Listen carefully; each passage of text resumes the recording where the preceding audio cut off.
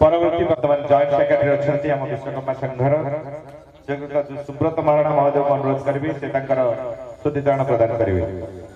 सुब्रत महाराणा महोदय हृदयगम से केते बड़ महान व्यक्तित्व थिले उत्कलर विश्वकर्मा समाज सहित बृहत समाज से केते कौन कर समस्त मुहर आम शुणु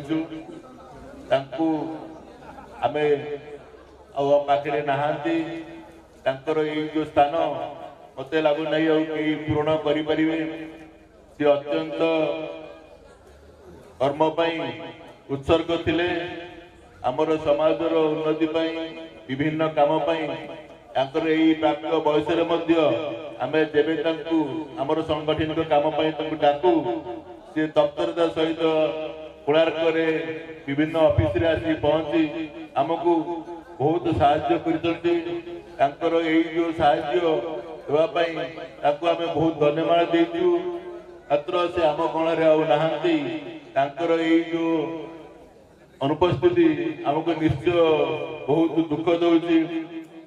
यही समय आम चाहूँ से केमी आत्मा को भगवान सद्गति दिंतु एवं परिवार वर्ग को शक्ति दिंतु। यही समय केमी सी सही आग को बढ़ी पारे यही वक्तव्य मोर वक्तव्य ये समाप्त करुच्ची।